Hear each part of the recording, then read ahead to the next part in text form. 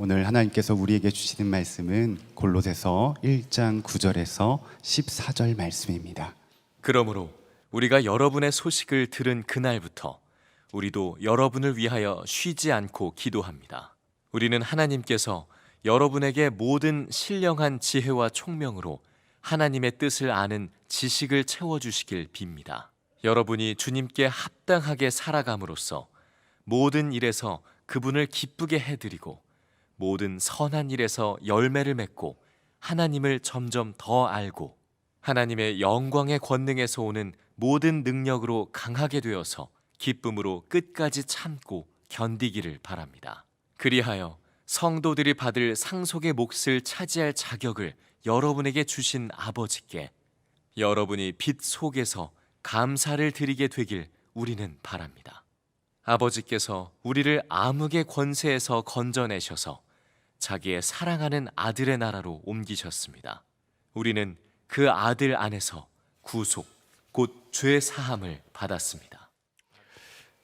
여러분, 새해에는 예수님과 더 친밀하고 주님과 더 깊이 동행하는 한 해가 되시기를 축복합니다. 우리가 다 예수님을 믿지만 그러나 더 깊이 주님을 알고 동행하는 삶을 살자는 겁니다. 이것이 골로새 교회에 편지를 보내신 사도 바울이 편지를 쓴 목적이기도 합니다. 사도 바울은 골로새 교회에 이단이 역사하고 있다는 사실을 듣고는 그때부터 전심으로 골로새 교회를 위해서 기도를 했다고 했습니다. 9절 말씀에 보면 우리가 여러분의 소식을 들은 그날부터 우리도 여러분을 위하여 쉬지 않고 기도합니다. 대단히 심각하다고 보신 거죠. 아마 골로새 교인들은 사도 바울의 심정을 충분히 이해하기 쉽지 않았을 겁니다. 왜냐하면 그들이 생각하기에 이단도 일리가 있다, 이단이 하는 말도 옳은 말이네, 이렇게 생각하는 수 있었던 때이기 때문에 그렇습니다. 그러나 사도 바울은 그게 얼마나 무서운가를 알고 있었기 때문에 소식을 들은 날부터 골로새 교회를 위해서 전심으로 기도를 했고, 그 기도의 내용은 골로새 교회에 신령한 지혜와 총명함을 주셔서 하나님의 뜻을 분별할 수 있게 해달라고 기도를 했습니다. 여러분, 이것은 우리에게도 매우 필요합니다. 지금도 우리 주변에는 온갖 이단과 또 하나님을 대적하는 사상들이 난무하고 있습니다. 우리에게 신령한 지혜와 총명함이 없다면 우리도 다 흔들리게 됩니다. 우리가 살아가는 세상은 모든 게 가치가 뒤죽박죽이 되어 있습니다. 그건 마귀가 그렇게 한 겁니다. 여러분, 마트에 가서 가격표를 다 바꿔놓았다고 합시다. 그러면 어떤 일이 벌어지겠습니까? 아주 싼 물건을 비싼 돈을 줘야 되고 아주 비싼 물건을 싼 가격에다가 살 수 있는 대혼란이 벌어지게 될 겁니다. 마귀가 지금 이 세상에 해놓은 일이 바로 또 이와 같은 일입니다. 사람들에게 진정한 가치를 알지 못하도록 다 바꿔놓은 바람에 사람들이 정말 중요하지 않은 일에 시간과 그리고 자신의 재물과 능력을 다 쏟아버리고, 그리고 정말 중요한 가치가 뭔지를 깨닫지도 못하고 인생을 허비합니다. 그리고 인생이 끝나는 날 난 바보같이 살았구나, 그제서야 그걸 깨닫게 되는 겁니다. 그러니 여러분, 얼마나 심각합니까? 그냥 눈으로 보는 대로 귀로 듣는 대로 판단하면 안 되는 겁니다. 하나님께서 신령한 지혜와 총명함을 주셔서 정말 하나님의 뜻이 무엇인지 분별할 수 있어야 합니다. 마귀가 우리의 가치관을 뒤집어 놓은 것 중에 가장 마귀가 중점적으로 하는 것이 우리 마음을 혼미하게 해서 복음의 영광을 알지 못하게 만드는 것입니다. 고린도후서 4장 4절에 그중에 이 세상의 신이 믿지 아니하는 자들의 마음을 혼미하게 하여 그리스도의 영광의 복음의 광채가 비추지 못하게 함이니 그리스도는 하나님의 형상이니라. 지금 예수 그리스도의 복음의 영광은 감추어지지 아니하고 아주 공개되어져 있습니다. 그러나 사람들은 예수 그리스도의 복음에 대해서 듣고도 전혀 관심을 기울이지 않습니다. 그게 얼마나 중요한 건지를 알지 못합니다. 전도지 한 장에 영생의 복음이 담겨져 있는데도 받으면 바로 휴지 속에 버립니다. 전도하는 사람을 욕하고 그리고 대적하고 말하지 말라고 그럽니다. 복음이 그들에게 와도 전혀 받아들이지 않죠. 마귀가 그렇게 한 겁니다. 마음을 혼미하게 했다는 겁니다. 여러분, 예수를 믿는 우리들에게도 마귀는 동일하게 역사합니다. 우리의 마음을 혼미하게 해서 우리 안에 계신 주님을 알지 못하고 복음의 영광을 깨닫지 못하고, 그리고 아무것도 아닌 것 같은 세상에 우리가 거기서 건짐받고 구원받은 바로 거기에다가 소망을 두고 살게 만드는 겁니다. 그러므로 여러분, 성경을 정말 읽고 배워야 합니다. 신령한 지혜와 총명함은 성경을 아는 데서부터 오는 것이기 때문에 그렇습니다. 여러분 중에 교회는 다니지만 아직까지 한 번도 성경 공부를 해보지 않았, 제자훈련이라는 걸 받아보지 않은 분들은 여러분 속히 성경 공부하고 또 제자훈련 받는 과정에 들어오셔야 합니다. 여러분, 이것은 아주 급한 일처럼 여겨지지 않기 때문에 계속 뒤로 미루다가 결국은 가장 후회할 문제로 남게 됩니다. 여러분, 급하지 않지만 우리에게 있어서 가장 시급하고 중요한 것이 바로 하나님의 말씀을 통해서 영적인 분별을 갖는 것입니다.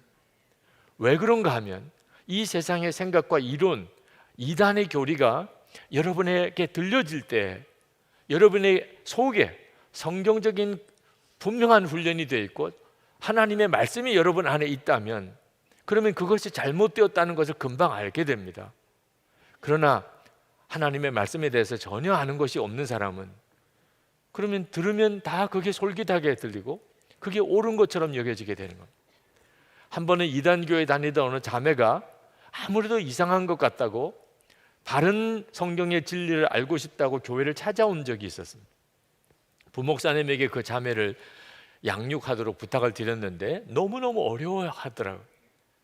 하나님의 말씀을 펼쳐서 성경의 진리와 복음을 분명하게 전해 주었는데도 계속해서 받아들이지 못하고 의심하더라는, 이단으로부터 배웠던 교리 때문에 그 교리를 가지고 성경을 판단하는 것입니다. 여러분, 이건 정말 무서운 일이잖아요. 여러분 안에 성경의 바른 진리와 복음이 명확하게 여러분 안에 마음에 자리 잡고 있습니까? 그렇게 하도록 여러분이 허락해야 하는 겁니다. 여러분이 하지 않으면 누구도 여러분 안에 하나님의 말씀을 심어줄 수가 없습니다. 그러나 여러분 중에 성경도 많이 알고 제자 훈련도 받았다는 분들도 여러분 아직도 조심해야 될 것이 있습니다. 그것은 성경은 배워서 아는 데 그치는 것이 아니고 실제로 그 말씀대로 살아야 비로소 능력이 있다는 것입니다. 사도 바울이 10절 말씀에 주님께 합당하게 살라, 모든 일에 주님을 기쁘게 해드리라, 모든 선한 일에 열매를 맺으라고 했습니다. 이것은 성경을 배웠다면 성경 말씀대로 살아야 한다는 것입니다. 제가 아는 장로님 아들이 이단에 넘어갔다는 이야기를 듣고 얼마나 충격을 받았는지 모릅니다. 아주 신실하고 너무너무 착하고, 그리고 대학부에 회장까지 했던 친구입니다. 도대체 그 아이가 어떻게 이단에 넘어갈 수 있을까? 처음에는 믿어지지 않았습니다. 근데 나중에서야 알겠더라고요. 이단이 여러분들에게 뭐라고 미혹하는 줄 아십니까? 너가 다니는 교회는 괜찮니? 교회 안에 문제가 너무 많잖아. 예수 믿는 사람들 어떻게 사는지 봐. 목사님이 타락한 케이스가 얼마나 많은지 아니? 다 잘못된 복음 때문에 그런 거야. 우리만 진짜 복음을 가지고 있어. 우리에게로 오면 진짜 복음을 들을 수 있어. 성경을 알지만 성경대로 살지 않는 모습을 보고 자랐기 때문에 그 말 앞에 그냥 맥없이 무너지는 거죠. 우리가 하나님의 말씀을 알았다면 하나님의 말씀대로 살아야 합니다. 우리 자신의 영혼도 중요하고 우리 자녀들에게도 이건 대단히 중요한 것입니다. 여러분, 우리가 정말 붙잡아야 하는 것은 정말 하나님의 말씀, 하나님이 정말 누군지에 대한 바른 지식입니다. 로마서 10장 2절에 보면 내가 증언하노니 그들이 하나님께 열심히 있으나 올바른 지식을 따른 것이 아니니라. 하나님께서 유대인을 선민으로 택하셨다가 왜 복음이라는 촛대를 이방인에게로 옮기셨습니까? 유대인들이 하나님에 대한 열심은 있는데 하나님에 대한 열심이 바른 지식에서부터 나온 게 아니었기 때문이라는 것. 다시 말하면 하나님에 대해서 정확하게 알지 못했기 때문에 하나님께서 결국은 그 열심 있는 믿음이 있었지만 촛대를 옮기신 거죠. 우리가 정말 붙잡아야 할 것이 10절 말씀에 하나님을 점점 더 알고입니다. 정말 그렇게 해야 합니다. 여기서 하나님을 점점 더 안다는 말은 하나님은 배워서 하는 지식이 아니라는 것입니다. 관계라는 것, 친밀한 관계라는 것. 저는 제 아내와 37년째 함께 살고 있습니다. 제가 제 아내를 얼마나 잘 알겠어요. 결혼할 때도 잘 아니까 결혼했죠. 37년을 살면서 고백하기를 아직도 다 잘 모르겠어요. 지금도 알아가고 있습니다. 관계는 항상 새로워져요. 1년을 만났는지 10년을 만났는지 20년을 만났는지가 다르다는 거죠. 하나님을 아는 게 그와 같습니다. 여러분은 다 하나님을 믿으실 거예요. 하나님 믿은 지 몇 년이 되셨습니까? 1년입니다. 10년입니다. 나는 모태 때부터 하나님을 믿었습니다. 아마 대답하실 수 있을 거예요. 그런데 다시 질문 드려볼게요. 여러분은 하나님과 친밀히 동행하며 산 지 몇 년이 되셨습니까? 대답할 수 있는 어떤 분명한 답이 없다면 그동안 나는 하나님을 건성으로 믿은 것입니다. 정말 죽은 믿음으로 믿은 것. 하나님을 믿는다는 것은 지식으로, 내가 지식의 대상으로 하나님을 아는 것이 아니고 하나님과 친밀히 동행하는 것을 말하는 것입니다. 도대체 하나님과 친밀히 동행한 지 몇 년 되셨냐, 언제부터 주님과 친밀히 동행하는 삶을 살았냐 하는 겁니다. 여러분, 우리가 하나님을 점점 더 알게 되면 이단이 우리를 넘어뜨릴 수가 없습니다. 내가 하나님을 알고 그 주님과 친밀히 동행하고 있는데 이단이 우리의 마음을 파고 들어올 여지가 없는 것입니다. 하나님을 깊이 알고 하나님을 친밀히 동행하는 것이 이단을 이기는 최고의 능력입니다. 이단의 공격이 무섭습니다. 그저 진리 논쟁 정도가 아닙니다. 직장에서 그저 예수님을 왜 믿어야 되는지, 타 종교에도 구원이 있는지 그런 정도의 논란 정도로 그치는 게 아닙니다. 이단은 아주 무서운 힘을 가지고 성도들을 핍박하고 미혹하고 넘어뜨리려고 합니다. 골로새 교회 당시 이단들은 사람을 죽이기도 하고 재물을 다 빼앗을 수 있는 힘도 가지고 있는 무서운 세력이었습니다. 도대체 그 이단과 싸워서 어떻게 이길 수 있으며 믿음을 지켜낼 수 있겠습니까? 그래서 사도 바울이 11절에 하나님의 영광의 권능에서 오는 모든 능력으로 강하게 되라고 했습니다. 우리가 하나님을 믿을 때 우리가 강하게 되어야 됩니다. 그 도대체 어떤 사람이 강한 것입니까? 하나님의 영광을 아는 사람입니다. 그냥 하나님에 대해서 지식을 가지고 있는 게 아니고 내가 하나님을 점점 더 알게 되면서 하나님의 영광이 얼마나 큰지를 알게 된 사람. 하나님을 알고 하나님의 영광을 본 사람은 마귀가 아무리 미혹해도 아무리 공격해도 그를 넘어뜨릴 수가 없습니다. 사도 바울은 기쁨으로 끝까지 참고 견디기를 바랍니다, 그렇게 말씀했습니다. 억지로 참고 견디는 사람은 오래 버텨낼 수가 없습니다. 어떤 사람이 끝까지 참고 견뎌냅니까? 기쁨으로 할 수 있는 사람. 아니 도대체 핍박도 오고 환난도 오는데 미혹도 오는데 어떻게 그것을 기쁨으로 끝까지 참고 견딜 수 있습니까? 주님을 아니까. 살아계신 하나님과의 깊은 교제 속에 내가 살고 있기 때문에. 그러니 기쁨으로 얼마든지 견디고 참고 기다릴 수 있는 것입니다. 예수님께서 겟세마네 동산에서 하나님께 기도하시기를 내 원대로 마시옵고 아버지의 원대로 되기를 원하나이다, 그렇게 기도하셨습니다.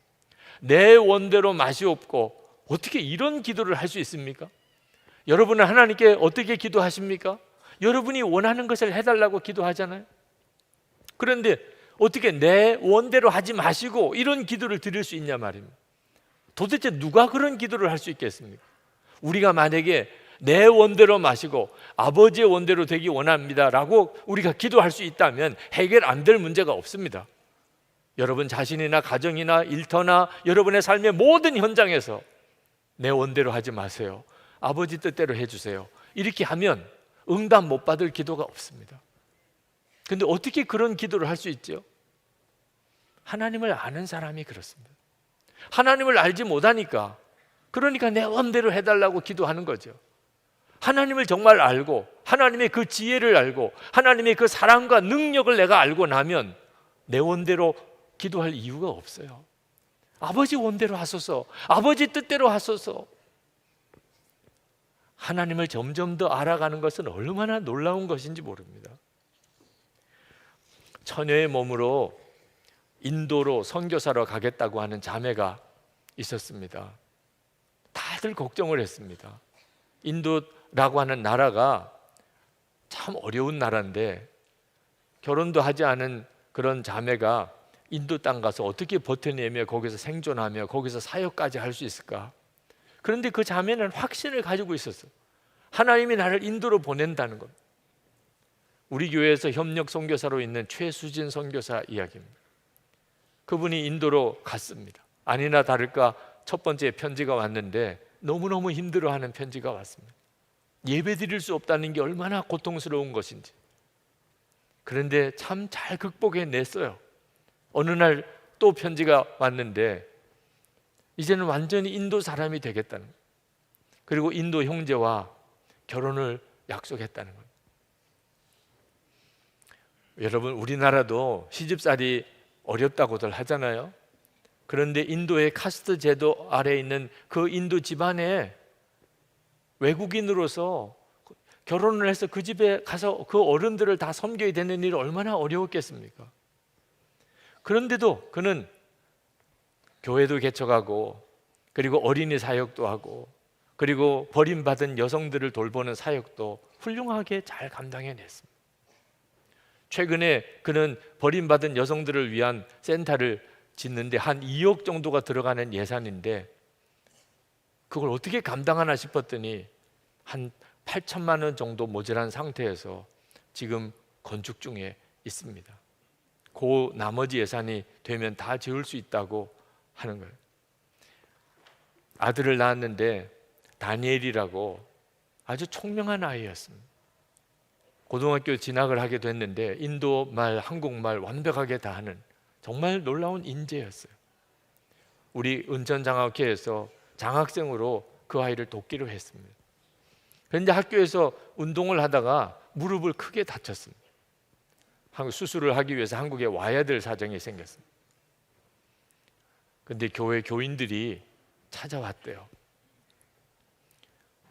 그 인도의 차밭에서 그 말할 수 없이 힘든 고생스러운 일을 하면서 한 달 생활비로 월급을 받는 것이 5만 원인 사람들이 13가정 20명의 성도들이 모인 교회에서 봉투를 하나 만들어서 선교사님 아들이 수술을 해야 된다고 하는데 우리가 헌금을 좀 모아왔습니다. 그리고는 오셔서 간절한 마음으로 그 아들을 위해서 기도해 주고 가시더래요. 그들이 헌금을 하면 얼마나 했을까 싶어서 열어보니까 80만 원이었습니다.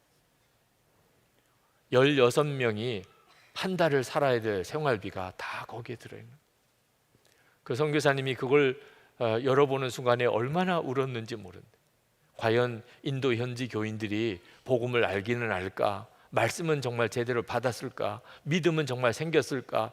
그렇게 생각을 했었는데 선교사를 위해서 그들이 그렇게 섬기는 것을 보고 너무 감동도 되고 이제 한 달 동안을 도대체 그분들은 어떻게 사는 건가 하는 것 때문에 너무 막막하기도 했다는 거예요. 제가 그 선교사님의 이야기를 들으면서 저도 눈물이 나더라고요. 도대체 어떻게 이런 헌신이 가능하고 이런 종들이 나오는 거죠? 하나님을 알지 못하면 설명할 길이 없는 것입니다. 여러분 중에 혹시 그 선교사님, 최수진 선교사님 그 버림받은 여성들 센터를 건축하는 일을 위해서 헌금하실 분들이 있으면 함께 하셔도 좋겠습니다. 벌써 몇 년째 그 건축을 해오고 있습니다. 하나님을 알고 나면 고난이 오히려 감사하게 됩니다. 사도 바울이 그렇게 말했습니다. 12절에 그리하여 성도들이 받을 상속의 몫을 차지할 자격을 여러분에게 주신 아버지께 여러분이 빛 속에서 감사를 드리게 되기를 우리는 바랍니다. 고난을 감사하라는 거예요. 도대체 어떻게 고난이 감사하죠? 내가 하나님의 상속자구나, 그 사실이 깨달아지기 때문에. 주님을 위해서, 복음을 위해서 고난을 당했다, 내가 하나님의 자녀구나, 내가 하나님의 상속자구나, 내가 하나님의 나라 백성이구나, 이보다 더 큰 증거가 없는 겁니다. 여러분은 주님을 위해서, 복음을 위해서 고난을 당해 본 적이 있습니까? 하나님 앞에 섰을 때 주님을 위해 복음을 위해서 고난당한 일이 없는 사람으로서 어떻게 주님 앞에 설 수 있겠습니까? 주님 앞에 설 때 가장 자랑스러운 거, 가장 기쁜 일이 뭐겠습니까? 주님을 위해서 고난당했던 일인 거예요. 그래서 고난이 감사하다는 것이죠. 13절 말씀에 하나님을 알아갈 때 오는 더 큰 감격이 나옵니다. 아버지께서 우리를 암흑의 권세에서 건져내셔서 자기의 사랑하는 아들의 나라로 옮기셨습니다. 엄청난 말씀을 하고 계십니다. 우리를 암흑의 세력에서 하나님의 나라로 옮기셨다는 거예요. 앞으로 옮기실 게 아니고 이미 옮기셨다는 것입니다. 아니, 우리가 죽고 천국에 간 것도 아닌데, 예수님이 재림에 오셔서 새하늘과 새 땅이 이루어진 것도 아닌데 어떻게 우리를 하나님의 나라로 옮기셨다고 말하는 것입니까? 하나님의 나라는 공간 개념이 아니고 통치 개념이라는 사실을 알면 이 말씀이 이해가 됩니다. 여러분, 주님이 재림에 오셔야 예수님이 왕이신 나라가 이루어지는 게 아닙니다. 우리가 죽고 난 다음에서야 영원히 하나님, 왕이신 하나님과 함께 사는 거 아닙니다. 우리가 나는 죽고 예수로 사는 믿음이 분명하면 이 세상에 사는 동안 예수님은 왕 되셔서 우리를 다스리시게 됩니다. 우리가 바로 이 세상에서 하나님의 나라를 동시에 살게 되는 것입니다. 하나님의 다스리심이 있는, 나는 죽었습니다 이렇게 고백하는 것이 하나님의 나라의 백성으로 사는 놀라운 특징인 것입니다. 그 일이 지금 우리 가운데 이루어졌다는 것입니다. 이 모든 은혜가 어디서부터 나오는 줄 아십니까? 속죄의 은혜입니다. 14절 말씀에 우리는 그 아들 안에서 구속 곧 죄사함을 받았습니다. 너무나 많이 듣던 말씀이죠. 예수 그리스도 하나님의 아들을 통해서 우리가 죄사함을 받았습니다.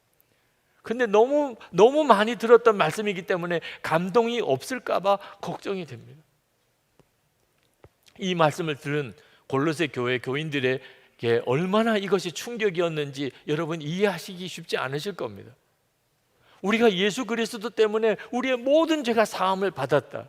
골로새 교인들에게는 정말 세상이 뒤집어지고 하늘문이 열리는 것 같은 놀라운 복음입니다. 우리에게도 똑같습니다. 지금 우리 모두에게도 가장 놀라운 복음, 우리의 삶의 형편이 어떠하든지 상관없이 항상 기쁘고 감사하게 살 수 있는 이유, 모든 은혜의 시작입니다. 우리가 예수 그리스도로 인하여 모든 죄가 사함을 받았다는 것입니다. 어떤 목사님이 저에게 이렇게 말씀하셨습니다. 매일 일기를 쓰면서 주님과 친밀히 동행하는 것은 유기성 목사님이나 하실 수 있는 일입니다. 모든 사람이 다 할 수 있는 게 아닙니다. 제가 그 목사님에게 눈을 쳐다보면서 물었습니다.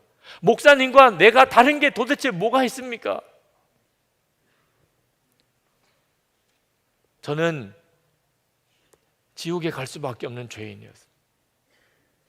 그런데 예수님께서 저를 위해서 십자가에 피 흘려 주셨습니다. 그 주님의 흘리신 피 때문에 제가 사함을 받았습니다. 그리고 주님과 동행하는 삶을 살게 됐습니다. 목사님은 다릅니까? 저만 그렇습니까? 제가 알고 있는 한 가지, 나는 지옥 갈 수밖에 없는 죄인이었다. 그런데도 하나님이 나를 사랑하셨다. 십자가에서 피 흘려 죽기까지 해주셨다. 목사님을 위해서는 그렇게 안 하셨습니까? 그 사실이 정말 믿어지는 순간부터 지금도 주님은 나와 함께 계시고 나를 사랑하시고 내가 주님과 동행할 수 있다고 그게 믿어졌어요. 또 그렇게 되기를 사모하는 마음이 생겼습니다. 이것이 어째서 유기성 목사는 되고 다른 사람은 안 된다고 말하는 것입니다. 여러분, 십자가를 바라보세요. 십자가를 바라보면 무엇이 보입니까? 지옥이 보이죠. 지옥. 아니, 예수님께서 왜 십자가에 달려 죽으셔야 됐습니까? 만약에 지옥이 없다면, 그냥 천국밖에 없다면 예수님이 굳이 십자가에 죽으실 이유가 뭡니까? 우리를 지옥 가지 않게 하려고. 우리가 지옥 가지 않을 수 있는 길이 오직 그 죄값을 주님이 대신 흘리셔야 되는, 피 흘리셔서 속죄하셔야 되는 것 때문에, 그거 외에는 길이 없으니까 주님이 십자가에 죽으신 거죠. 우리가 하나님의 심판이 있고, 그리고 지옥이 있고, 그리고 거기서 우리가 건짐을 받았음을 안다면, 그것이 주님의 피 흘리심 때문에 된 것인 줄 정말 안다면, 우리는 항상 기뻐하고 범사에 감사하며 살 수 있는 사람이 됩니다. 지옥도 모르고 심판도 믿지 않으니까 속죄가 뭐가 중요한지 모르는 거예요. 아니, 도대체 죄 사함을 받았다는 게 무슨 돈이 나오는 겁니까? 죄 사함을 받았다, 속죄함을 받았다고 믿으면 무슨 세상에 성공의 길이 열립니까? 모르는 거예요. 현실주의자들, 세상만 보는 사람에게는 예수님의 피로 속죄함을 받았다는 게 아무런 가치가 없는 것처럼 보이는 것입니다. 저는 목사가 되었지만 빨리 교회를 부흥성장시켜서 하여튼 목회는 잘한다, 목회에서도 1등이다, 그런 소리 듣고 싶었습니다. 마치 공부하는 학생이 공부를 잘해서 1등 되고 싶은 소원, 장사하는 사람이 어떻든지 열심히 장사해서 돈 많이 벌고 싶은 소원과 별로 다를 바가 없었어요. 그렇게 열심히 목회를 하니까 교회는 부흥성장하기도 했지만 그것은 저에게 계속해서 스트레스가 됐어요. 설교 잘한다는 목사라는 소리 듣고 싶어 토요일 밤이면 온 집안이 그냥 초비상이 걸릴 정도, 그렇게 설교 준비하고 했는데,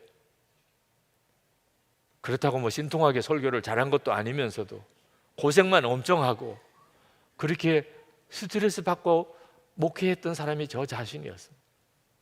거기서 저를 구원해 주신 것은 십자가에 주님을 바라보는 눈이 뜨여서입니다. 얼마나 눈물이 많이 흘렀는지 몰라요. 주님의 십자가에 달리신 주님의 모습을 바라보면서 얼마나 많이 울었는지 몰라요. 제가 지옥에 갈 수밖에 없는 죄인이라는 사실이 그냥 깨달아졌어요. 나를 위해서 주님이 저렇게 피 흘려 주신 것 자체가 이해할 수도 없는 그 엄청난 사랑에 완전히 압도되었습니다. 모든 게 달라져 버렸어요. 교회를 빨리 부흥성장시키는 것도, 설교 잘한다는 소리 듣고 싶은 것도 다 아무것도 아니게 됐어요. 그 주님과 함께 사는 거라면, 그 주님과 동행하며 사는 거라면, 내가 그 주님을 더 알 수만 있다면 소원이 없었어요. 여러분에게도 마찬가지입니다. 여러분의 삶에 있어서 가장 중요한 것이 뭔지 아십니까? 여러분을 위해서 피 흘려주신 주님의 사랑을 알고 그 주님과 동행하는 삶에 눈이 뜨이는 것입니다. 여러분 중에는 은밀하게 죄짓고 죄책감에 눌려있는 분들이 있으실 겁니다. 이렇게 저렇게 죄에 눌려 사는 답답함 속에 있는 분들이 있으실 겁니다. 여러분들이 얼마나 죄를 짓고 얼마나 은밀한 죄가 있는지 하나님 다 아십니다. 하나님 다 보고 계십니다. 그러나 하나님께서는 여러분들의 그 죄에도 불구하고 여러분을 사랑하는 눈으로 보고 계십니다. 그 사실을 아셔야 됩니다. 여러분이 지은 죄마다 주님의 십자가의 피가 거기에 떨어지고 있습니다. 그 죄를 사하기 위해서. 여러분이 여전히 죄에 묶여 사는 것 같아도 잊어버리지 않으셔야 합니다. 주님은 다 알고 계시고 다 보고 계시고, 그리고 내가 지은 죄마다 주님의 피가 흐른다는 걸 여러분이 그것만 분명하게 알고 있으면 충분합니다. 그러면 주님이 여러분들을 다 뒤바꿔 놓으십니다. 더 이상 죄 짓고 싶지 않은 마음 주시는 분도 주님이십니다. 하나님을 기쁘시게 하는 삶 살고 싶은 열망이 일어나는 것도 주님이 하십니다. 여러분 안에 삶이 바뀌었다고 고백할 수 있는, 예수님과 정말 친밀하게 매일매일 주님과 동행하는 것 때문에 아침에 눈을 뜨는 것이 기쁨이 되게 만드실 분이 주님이십니다. 그러나 늦지 않아야 돼. 주님을 바라보는, 여러분을 보시는 그 주님, 여러분이 어느 은밀한 곳에 있든지 여러분을 보고 계시는 주님, 여러분도 보실 수 있어야 돼. 그리고 여러분이 짓는 죄마다 주님이 피 흘려 주신 것을 볼 수만 있으면 돼. 놓치지 않으셔야 돼. 주님을 더 깊이 알아가는, 하나님을 더 아는 것은 황홀할 정도로 놀라운 복입니다. 이 은혜가 여러분에게 있기를 축복하는 겁니다. 그러면 얼마든지 세상 이겨나갈 수 있습니다. 죄지지 않고 살 수 있습니다. 오늘 이 시간 우리 하나님 앞에 하나님, 제가 주님을 더 알기 원합니다 라는 기도를 드리고 싶은데, 먼저 우리 찬송을 같이 부르십시다. 기도를 담아서 부르십시다. 주님 곁으로 날 이끄소서. 우리 다 더 알게 하소서. 여러분, 정말 마음의 소원을 가지고 기도합시다. 하나님, 제가 원하는 것은 주님입니다. 주님을 더 알기 원합니다. 나를 향한 주님의 그 십자가의 은혜, 말할 수 없는 사랑, 지금도 나와 함께 계시는 주님의 놀라우신 임재, 주님과 함께 살아가는 그 기쁨을 제가 더 알기를 원합니다. 우리 다 같이 통성으로 기도하겠습니다. 은혜와 사랑이 충만하신 하나님, 놀라우신 하나님의 은혜를 감사합니다. 하나님의 역사하심과 충만하심을 오늘도 사모하며 갈망하는 모든 성도들에게 부으시기를 원합니다. 아버지 하나님, 하늘의 문을 활짝 여시고 마음의 심령의 말씀과 성령의 글자를 도하여 주소서. 주님을 향한 열망, 주님을 향한 사모함, 주님을 향한 간절함을 하나님 부어주시기를 원합니다. 하나님 역사해 주시기를 원합니다. 하나님의 은혜로, 하나님의 역사로, 하나님의 충만함으로 하나님 들어주시기를 원합니다. 아버지 하나님, 나의 하나님, 말씀의 눈을 열어주시고 하나님 주의 임재하심을 알게 하시고 하나님 주님과 더 깊이 교제할 열망을 주시고 십자가의 은혜를 하나님 우리 가운데 놀라게 부어주시고 하나님 분별, 하나님 신령한 하나님 지혜와 총명함으로 하나님의 뜻을 분별할 하나님 악한 세상의 바벨론에서 하나님 다니엘처럼 느헤미야처럼 하나님 요셉처럼 다윗처럼 살 수 있게 하여 주시기를 원합니다. 하나님 같이 하소서. 놀라우신 아버지 하나님, 하나님 저희들의 마음이 하나님 간절하며 또 간절합니다.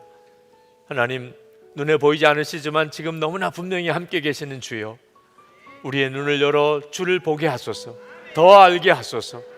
하나님 우리가 사모하고 소원합니다. 말할 수 없는 그 십자가의 은혜와 사랑, 함께 하시는 주님의 놀라우신 임재, 매일같이 기쁨으로 주님과 동행하는 삶, 그 눈이 더 뜨이고 더 뜨이기를 원합니다. 주님과 함께라면 하나님 어떤 상황도 여건도 어떤 사람도 두렵지 않겠습니다. 하나님 주님과 함께라면 하나님 우리가 세상을 사는 지혜가 있을 수 있겠습니다. 하나님 정말 나의 원대로 마시고 아버지 원대로 되기를 원합니다. 담대하게 기도할 수 있겠습니다.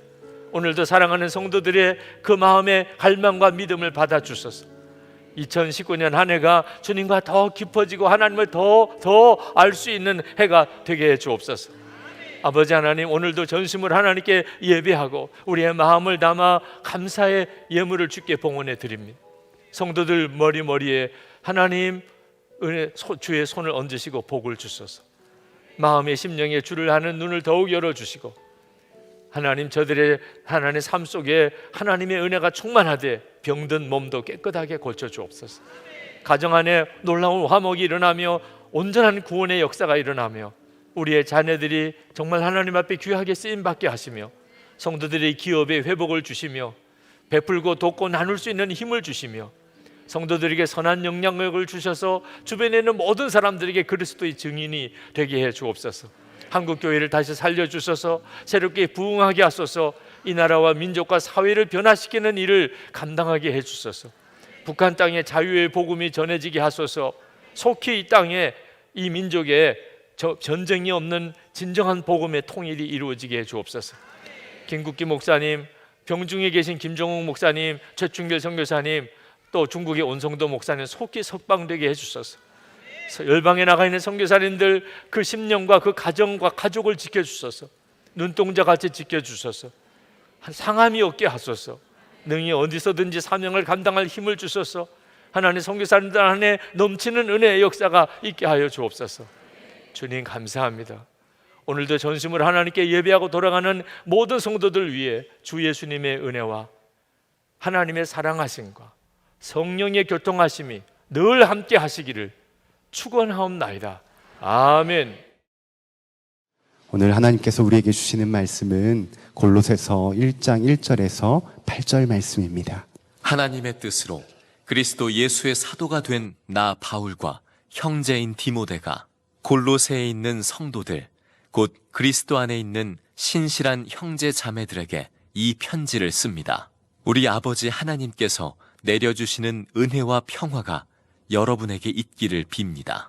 우리는 여러분을 위해 기도할 때에 항상 우리 주 예수 그리스도의 하나님 아버지께 감사를 드립니다. 우리는 그리스도 예수에 대한 여러분의 믿음과 모든 성도를 향해서 여러분이 품고 있는 사랑을 전해 들었습니다. 이 믿음과 사랑은 여러분을 위하여 하늘에 쌓아두신 소망에 근거합니다. 이 소망은 여러분이 진리의 말씀, 곧 복음을 받아들일 때에 이미 들은 것입니다.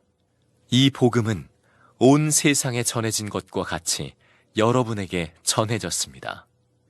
여러분이 하나님의 은혜를 듣고서 참되게 깨달은 그날로부터 여러분 가운데서와 같이 온 세상에서 열매를 맺으며 자라고 있습니다. 여러분은 하나님의 은혜를 우리와 함께 종이 된 사랑하는 에바브라에게서 배웠습니다. 그는 여러분을 위해서 일하는 그리스도의 신실한 일꾼이요, 성령 안에서 여러분의 사랑을 우리에게 알려준 사람입니다. 지난 금요일에 101세가 되신 원로 목사님 장례가 있었습니다. 우리 교회 정성길 장로님의 부친 되시는 목사님이신데, 그 장례 예배 설교를 준비하면서 그 목사님의 설교를 듣고 싶다, 그런 생각이 부연히 들었습니다. 100세가 지나고 그 눈으로 보시는 세상은 어땠을까? 하시고 싶은 말씀은 뭘까? 그게 너무 궁금했습니다. 사실 우리가 세상을 보는 안목은 계속 변합니다. 저도 어릴 때 보던 세상이 있었고, 또 10대 시절에 보았던 세상이 있었고, 20대 때 보았던 세상이 있고, 제 아내와 결혼할 때 그때 보던 세상이 달랐고, 40세 열심히 목회하던 그 시절, 50대를 지나면서, 그리고 지금 60이 넘어서면서 매번 보는 세상이 달라지는 것을 느낍니다.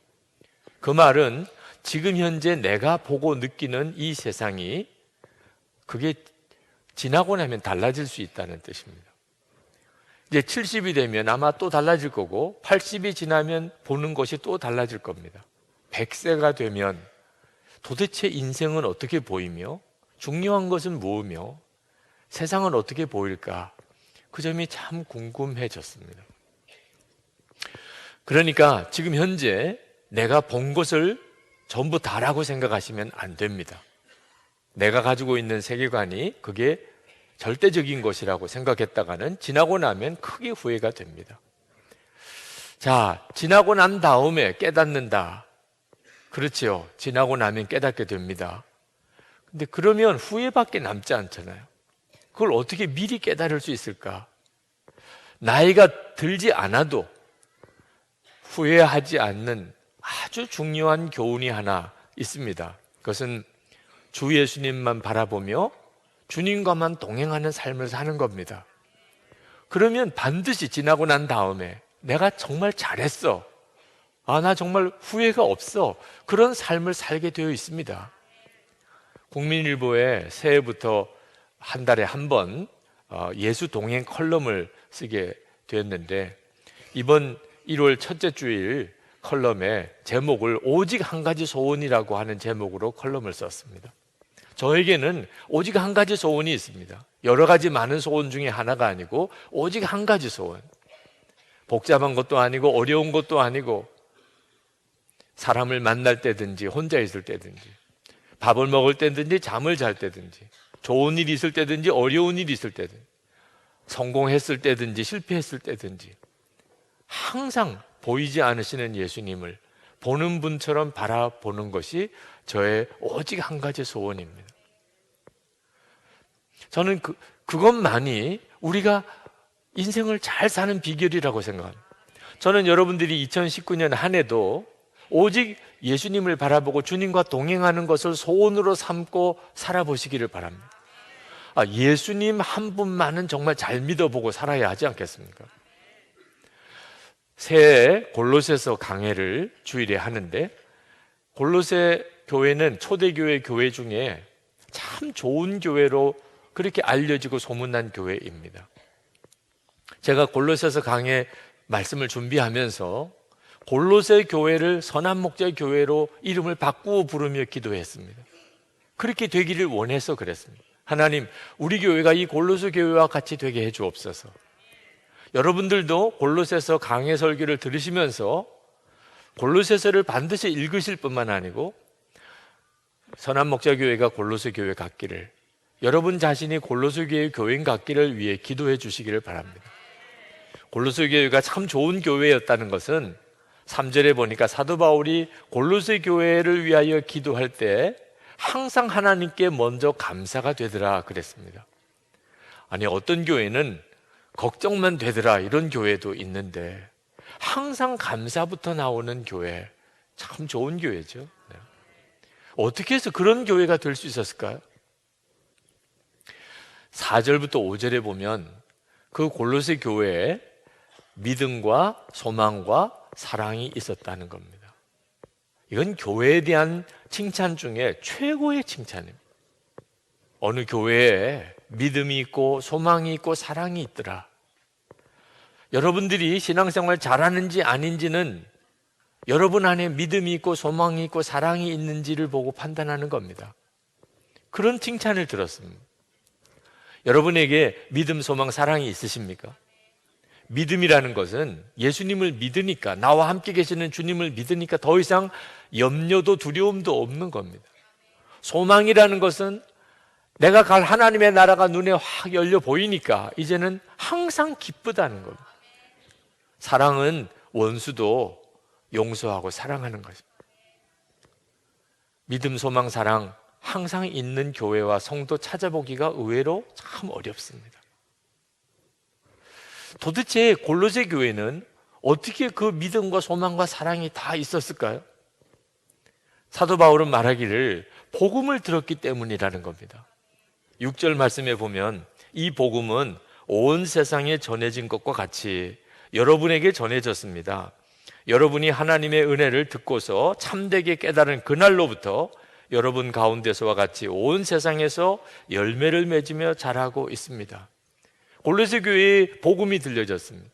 그리고 그 복음이 그들 속에 열매를 맺고 자란다는 겁니다. 복음의 결론이 믿음과 소망과 사랑의 삶이었던 거죠. 자, 그러면 우리도 궁금해집니다. 우리도 복음을 알잖아요. 알아도 너무 잘 알잖아요. 한국교회 복음을 모르는 교회가 어디 있나요? 그런데 어째서 우리는 믿음과 소망과 사랑을 가진 교회와 성도를 찾아보기 어려운 건가요? 그러니 여러분이 알고 있다는 복음이 진짜 복음인지 다시 점검해 봐야 됩니다. 믿음과 소망과 사랑의 열매가 맺어지지 않는 복음, 도대체 그 복음이 진짜 복음인가 하는 거예요. 복음이 진짜 복음이라면 반드시 믿음과 소망과 사랑의 열매가 맺어지는 것이고, 믿음과 소망과 사랑의 열매가 맺어지지 않는다면 그 복음이 아닌 것입니다. 여러분이 이번 골로새서 강해를 통해서 여러분이 알고 있는 복음은 그 정말 진짜 그 복음인지, 도대체 믿음과 소망과 사랑의 열매가 맺어지는 복음은 어떤 것인지를 분명하게 깨닫는 은혜가 있기를 축복합니다. 골로새 교회가 참 좋은 교회였지만 아무 어려움도 없는 교회는 아니었습니다. 골로새 교회에도 큰 위기가 있었습니다. 그것은 이단 때문이었습니다. 이단의 미혹과 위협이 골로새 교회를 뒤흔들고 있었습니다. 골로새 교회 당시에는 여러분이 가지고 있는 신약 성경이 없었습니다. 그때는 체계적인 교리도 없었습니다. 골로새 교회 교인들은 대부분 다 이방인들이었습니다. 그들은 구약 성경의 기초도 매우 약한 사람들이었습니다. 그러니 이단의 미혹은 골로새 교회를 흔들 수 있는 대단히 위험한 요소였습니다. 그런 위험한 처지에 골로새 교회가 있었습니다. 그런데도 그 교회가 아주 훌륭한 교회였다. 이유는 믿음과 소망과 사랑의 열매가 맺어지는 생명의 복음이 그들에게 있었기 때문입니다. 그러므로 이 생명의 복음, 진짜 복음은 얼마나 중요한 것인지 모릅니다. 글래디스 아이워드 선교사님이라고, 미국 선교사님이신데 중국에 가서 사역하셨던 선교사님, 아주 키가 작으신 선교사님이었다고 알려지는 분이 계십니다. 이 아이워드 선교사님이 열심히 중국에 가서 복음을 전하고, 그리고 예수 믿는 사람이 굉장히 많아졌습니다. 근데 중국이 공산화되고 그리고 아주 무지막지하게 기독교인들을 핍박하기 시작하면서 예수 믿었던 사람들이 하나둘 떨어져 나가기 시작하고 300명만 남았어요. 공산주의자들이 그 300명, 끝까지 예수를 포기하지 않겠다고 하는 그 300명을 광장에 몰아냈습니다. 그리고 인민재판을 열었습니다. 19살 된 아주 가녀린 한 자매를 끄집어냈습니다. 그 자매를 지난 2달 동안 무자비한 고문을 하면서 이제는 입만 열면 예수를 부인할 것이다, 그런 확신이 들었기 때문에 그 자매를 통해서 다른 사람의 배교를 끌어내려고 그 자매를 내세웠습니다. 그 앞에는 만약에 예수를 계속 믿겠다고 하면 단두대에 목을 벨 그 단두대를 앞에 설치해 놓았습니다. 그리고 그 자매에게 고백하라고 그랬습니다. 사람들 앞에서 고백하라. 그때 그 자매가 많은 사람들 앞에서 이렇게 말했습니다. 공산당에 세뇌당했지만 그러면 그럴수록 하나님은 살아계십니다. 예수님은 나의 주님이십니다. 공산주의자들이 불같이 화가 나 그 자매를 그 자리에서 단두대 위에 얹어놓고 목을 뱄습니다. 아이워드 선교사님 300명의 성도들 다 보는 앞에서. 그러나 그날 한 사람도 배교한 사람 없이 다 순교했습니다. 이 아이워드 선교사님이 어떤 사람인가? 선교사 되기를 갈망해서 선교단체에 가서 자기를 파송해달라고 부탁을 했는데 학력 미달이라는 이유로 선교사 파송 불가 판정을 받았어요. 어떻게 해야 되는지 그가 기도하다가 내가 선교사로 파송을 받지 못하면 선교사 집에 식모라도 내가 가겠습니다. 그리고 그가 선교사의 길을 시작을 했습니다. 그 자매가 할 수 있는 것은 오직 하나밖에 없었어요. 주님이 말씀하시면 순종하는 것. 주님의 뜻이라고 깨달으면 무조건 순종하는 것, 그거 하나밖에 없는 아주 단순한 사람이었어요. 그가 중국에 와서 복음을 전하면서 그렇게 많은 사람을 전도했고 300명의 순교자를 냈습니다. 그는 능력이 없었지만 이 아이워드 선교사의 마음의 중심에는 생명의 복음이 있었습니다. 그리고 그 복음으로, 그 생명의 복음으로 중국에 있는 성도들의 마음의 심령에도 생명의 복음을 심어줄 수 있었어요. 그래서 300명의 순교자가 나올 수 있었던 거죠. 여러분, 우리가 교회를 볼 때 교회 예배당의 크기나 교인 수를 보고 판단하면 안 됩니다. 생명의 복음이 이 안에 있는가? 그 교회만이 진짜 교회. 제가 이전에 목회하던 교회에 아주 좀 성격이 괴팍하시고 언행이 좀 특별하셔서 사람의 마음을 아주 불편하게 만드는 여자 권사님이 한 분 계셨습니다. 아무리 말씀으로 달래고 권하고 가르치고 해도 도무지 통하지가 않았어요. 그러면 그럴수록 점점 더 상태가 악화됐어요. 마치 그 속에 악한 영이 역사하는 것 같은 그런 느낌을 받을 때도 많았어요. 고민이 됐어요. 이분을 어떻게 해야 되나 고민이 됐습니다. 그런데 기도하는 중에 주께서 깨우쳐 주시기를 그 권사님이 왜 그렇게 되는지에 대해서 알게 하셨습니다. 교인들이 그분을 싫어하니까, 싫어하는 정도가 아니고 미워하니까, 그분과는 말도 섞으려고 하지 않고 그분을 보는 것은 아주 벌레 보듯이 그분을 그렇게 보니까 악한 영이 계속 역사할 수 있다는 거죠. 제가 교우들에게 그 권사님을 사랑하자고 했습니다. 무조건 사랑하자. 그분이 하는 말이나 행동에 대해 평가하지 말고 무조건 사랑해 드리자. 그분에게는 사랑이 필요하다. 그리고 정말 그분이 무슨 말을 하든지 어떤 행동을 하든지 계속 사랑으로 품어드리려고 했습니다. 놀라우게도 악한 영의 역사라고 느껴지는 게 싹 사라져버렸어요. 제가 선한목자교회에 왔을 때 이 교회 교인의 어머님이셨어요. 마지막 장례를 여기 와서 치러드렸습니다. 생명의 복음이 우리를 어떤 이단의 공격에서도 또 어떤 어려운 환경에서도 교회를 지키고 성도를 지킵니다. 골로새 교회가 진정한 생명의 증거, 생명의 복음을 가진 교회였다는 증거 중에 하나는 증인들이 있었다는, 복음의 증인들이 있었다는 것. 믿음과 소망과 사랑이 있다는 말은 그냥 실체가 없이 떠돌아다니는 어떤 개념을 말하는 게 아닙니다.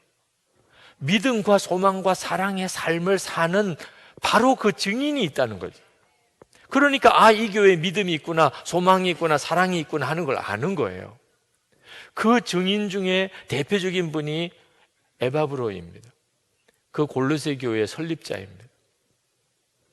골로새서는 사도 바울이 썼지만 골로새 교회는 사도 바울이 세운 교회가 아닙니다. 사도 바울이 그 옆에 있는 에베소라고 하는 도시에서 말씀을 가르칠 때 에바브로가 그 에베소에 가서 사도 바울을 통해서 복음을 듣고, 그리고 그가 예수님을 영접하고, 그리고 말씀으로 양육을 받았습니다. 그리고 그가 다시 골로새로 와서 골로새 교회를 세운 것입니다. 에바브로가 골로새 교회 창립자입니다. 네, 이분이 아주 훌륭한 영적인 지도자였습니다.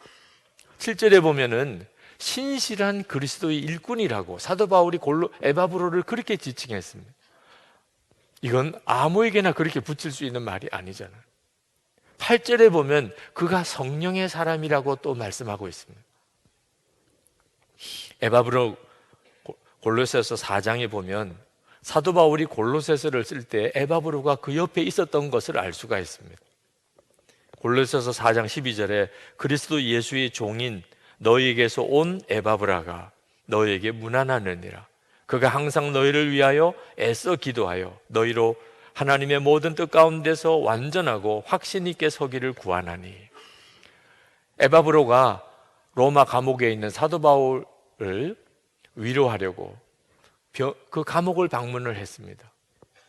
그리고 사도 바울이 그 에바브로가 와서 함께 지내는 동안 유심히 보니까 여기 와서도 계속 기도를 하고 있다는 겁니다. 바로 그 골로새 교회를 위해서 계속해서 기도를 하고 있다. 무슨 기도를 했을까요? 골로새 교회에 이단의 미혹과 위협이 온 것으로 인하여 골로새 교인들이 흔들리는 것에 대해서 안타까운 마음으로 기도를 했다는 거예요. 그런 지도자가 있었기 때문에 위기 가운데 있었지만 골로새 교회가 든든히 설 수 있었던 거예요. 아마 에바브로는 사도 바울에게 골로새 교회가 가지고 있는 위기에 대하여 상담을 했었을 겁니다. 그래서 사도 바울이 골로새 교회가 닥친 문제를 아셨던 거죠. 그리고 거기에 대해서 골로새 교인들에게 답을 주려고 쓴 서신이 골로새서입니다. 예수를 어떻게 하는 게 잘 믿는 건지, 미혹을 어떻게 분별하는지를 말씀하신 거예요. 골로새 교회에는 에바브로 말고도 또 아주 훌륭한 성도가 있었습니다. 빌레몬입니다. 당시에는 지금처럼 이렇게 예배당이 있어서 이렇게 모이지 않고 한 성도의 집에서 교회가 모였습니다.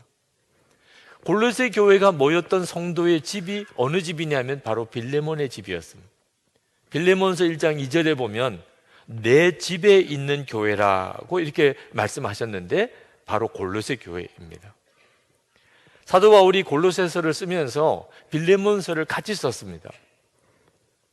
사도 바울이 빌레몬에게 편지를 쓰신 이유는 오네시모라고 하는 사람 때문입니다. 오네시모는 빌레몬의 종이었는데 재정적인 큰 손해를 끼치고 그리고 도망을 쳤습니다. 이 도망친 노예는 그때 당시에는 누구든지 잡아서 죽일 수도 있었습니다. 근데 이 오네시모가 예수를 믿은 겁니다. 사도 바울로부터 복음을 듣고 그가 예수를 믿고 거듭났습니다. 그 오네시모가 완전히 거듭난 자라는 사실을 사도 바울이 알고, 그리고 빌레몬도 아주 신실한 성도인 것을 아시니까 오네시모에게, 주인인 빌레몬에게 돌아가라고 한 거예요. 그러면서 빌레몬에게 편지를 보낸 겁니다. 오네시모는 거듭난 성도가 되었으니 이제는 종으로 여기지 말고 형제로 여겨달라고. 그렇게 편지를 보낸 게 빌레몬서입니다. 전승에 의하면 빌레몬이 오네시모를 아주 주의 사랑으로 맞아들이고 그를 신앙으로 더 양육해서 나중에 에베소에 감독으로 세웁니다. 빌레몬은 집사인데 도망친 종이었던 오네시모를 감독으로 세우고 그를 감독으로 섬겼습니다. 이 일이 소아시아 교회에 얼마나 놀라운 소문이 되었는지 모릅니다. 도대체 복음이라고 하는 게 뭐냐? 도대체 예수를 믿는다고 하는 게 뭐냐? 어떻게 저런 일이 있을 수 있냐? 실제로 소아시아 지역에 있는 교회에는 노예 출신인데 감독이 되신 분들이 여러 분이 있습니다. 우리가 너무나 잘 아는 서머나의 폴리캅 감독, 그분 노예였습니다. 안디옥 교회 igna티오스 감독, 그분도 노예였습니다. 노예였던 사람이 예수를 믿고 그가 자유인이 되고 그리고 감독까지 되었습니다. 성도들을 발을 씻기시는 종의 자세로 성도들을 섬겼지 않겠습니까? 성도들은 그분이 출신이 노예이지만 주께서 감독으로 세우신 줄로 믿고 그리고 그분을 죽게 하듯이 섬겼습니다. 이것이 초대교회였어요. 복음은 그냥 듣고 마는 게 아닙니다. 복음은 너무나도 놀라운 삶의 변화를 가져오는 것입니다. 폴리캅이 순교할 때 장작 더미 위에 거기 올려 묶임을 당하고 마지막으로 하나님께 기도했던 기록이 있습니다. 하나님, 얼굴에 화인 맞아야 할 이 노예, 평생 짐승 노릇이나 해야 했을 이 종을 주의 종으로 삼아 주셨음을 감사드립니다. 저는 평생 종으로 하나님과 성도들을 섬겼습니다. 그러나 이제 주께로 갈 시간이 되었습니다. 그러나 저는 주께로 가지만 하나님이여 우리 서머나 교회를 지켜주옵소서.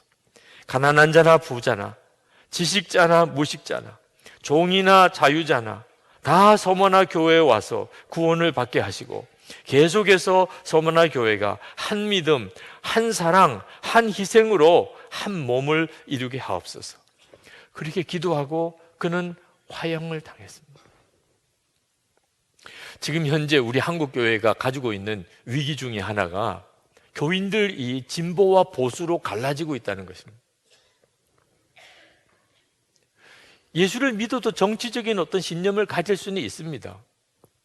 그러나 예수님은 만왕의 왕이시기 때문에 진보주의자나 보수주의자나 다 품으십니다. 우리가 어떤 정치적인 신념을 가지고 있다 하더라도 예수를 믿게 되면 예수님 안에서 우리는 다 하나가 됩니다. 그런데 예수를 믿었던 사람이 정치적인 신념 때문에 갈라진다면, 그래서 서로에 대해서 비난하고 함께 하기를 싫어한다면 도대체 어떤 예수를 믿는 겁니까? 그 사람은. 골로새 교회, 그때 당시에 소아시아의 교회는 주인과 종의 장벽이 무너진 교회였습니다. 예수님 때문에. 그 복음이 진짜 복음이죠. 유대인과 이방인의 장벽이 무너졌습니다. 유대인과 이방인, 지금도 이스라엘과 아랍이 싸우잖아요. 어떻게 그게 무너질 수 있어요? 예수님 안에서 무너졌어요. 진보와 보수, 이건 비교도 안 되는, 정말 해결될 수 없는 장벽인데 예수님 안에서 다 무너졌어요. 이것이 복음의 비밀이고 복음의 능력인 것입니다. 그 능력이 있으니까 이단의 위협 앞에서 골로새 교회가 설 수 있었던 것입니다. 우리가 복음으로 살지 못하는 결정적인 이유가 복음으로 사는 성도를 많이 보지 못했기 때문입니다. 예수를 믿는다고 하고 교회 중직자라고 하고 심지어 목회자라고 하면서 세상 사람들보다 더 못하게 사는 사람들을 보니까, 그런 예를 들자면 수도 없이 꼽을 수 있으니까 처음 예수 믿는 사람이 예수를 저렇게 믿는 건가 보다, 그렇게 되는 겁니다. 예수님을 믿는 사람들마다 다 믿음과 소망과 사랑의 열매를 맺기 시작한다면, 그러면 예수 믿는 사람이 저게 예수 믿는 거구나 했을 거 아니겠습니까? 여러분, 성경 읽고 설교 듣고 성경 공부하는 것으로 그치면 안 됩니다. 여러분 자신이 진짜 십자가의 복음, 예수님의 생명을 여러분이 얻었다면 여러분은 믿음과 소망과 사랑의 삶의 열매가 맺어져야 합니다.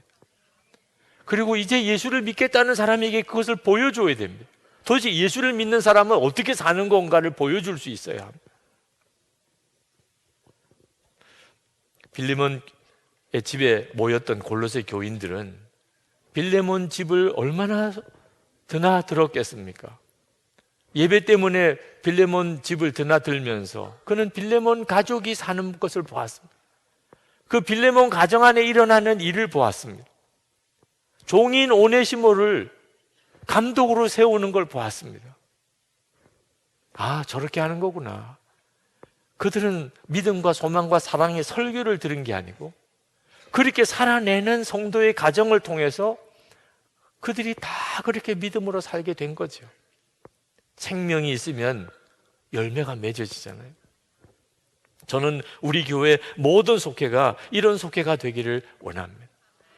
우리는 교회 안에 한 12명 전후로 속회를 다 구성해 드렸습니다. 그 속회는 근본적으로는 집에서 모이는 속회입니다.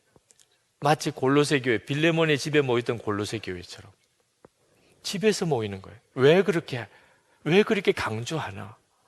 집에서 모이는 것은 바로 그 삶의 현장에서 믿음을 나누고 그리고 소망을 나누고 사랑을 나누시라는 겁니다. 부족한 게 여전히 많지만 주님은 계속 우리를 변화시켜 나가십니다. 그걸 삶의 현장에서 서로 확인하고 그리고 서로의 실패를 받아주고 기다려주고 위하여 기도하고 그래서 그들도 믿음으로 살고 소망으로 사랑으로 살게 해드리자는 거예요. 그때만이 교회는 교회가 되는 겁니다. 저는 선한목자교회 속회가 다 골로새 교회 갖게 되기를 원합니다. 그때만이 우리 교회는 선한목자교회는 골로새 교회라고 아마 같은 교회라고 칭함을 받을 수 있을지 모르겠습니다. 자, 새해 여러분들은 뭔가 마음에 큰 기대가 있으실 겁니다. 뭔가 새롭게 살아보고 싶은 생각도 있을 겁니다. 그러나 또 한편으로는 두려움도 있을 겁니다. 예전에 다 살아보았잖아요. 올해라고 특별한 것이 있겠어? 또 올해는 무슨 어려운 일이 생길까? 그런 두려운 마음이 있는 분들도 있을 거예요. 여러분, 그러므로 막연히 좋은 일이 있을 것이라 그렇게 생각하지 마셔야 합니다. 정말 주 예수님을 바라보셔야 돼요. 주님은 도대체 어떻게 생각하실까? 오늘 새해 첫 주일 예배 참석한 내게도 한 해에 대한 생각이 있지만 나를 보시는 주님께는 무슨 생각이 있으실까? 그게 우리에게는 매우 중요한 관심사입니다. 제 아내가 사모님들과 말씀 기도를 하고 있는데 이제 그 책이 욥기에 왔답니다. 새해 이제 욥기부터 읽어가야 될 차례입니다. 근데 새해가 시작이 됐는데 욥의 고난부터 묵상해야 되는 게 마음에 부담이 되더래요. 그런데 말씀 기도를 하면서 놀라운 반전이 일어났다는 거예요. 그러면서 말씀 기도했던 내용을 저에게 전해 주었습니다. 욥을 사탄에게 내어주시는 하나님 아버지께는 욥을 자랑스럽게 여기시는 마음이 가득한 것을 느꼈습니다. 이봐라, 욥은 어떤 상황과 여건 때문에 내게 신실한 것이 아니다. 봐라, 욥을 봐라. 나의 사람을 봐라. 나의 자녀를 보아라. 이렇게 말씀하시면서 지금도 이렇게 말씀하실 수 있는 사랑과 교회를 찾으시는 아버지의 마음을 느꼈습니다. 하나님께서 마귀를 향하여 리브가를 보아라, 인자를 보아라, 옥선이를 보아라, 미오기를 보아라, 선혜를 보아라, 현수기를 보아라, 은수기를 보아라, 진이를 보아라, 채선이를 보아라, 지은이를 보아라 하심을 느꼈습니다. 다 사모님 이름입니다. 네. 여러분에게도 주님은 동일하지 않으시겠습니까? 내가 사랑하는 자를 보아라. 내 자녀를 보아라. 사탄에게 너 한번 봐라. 올 1년 동안 무슨 일이 있을지 한번 봐라. 너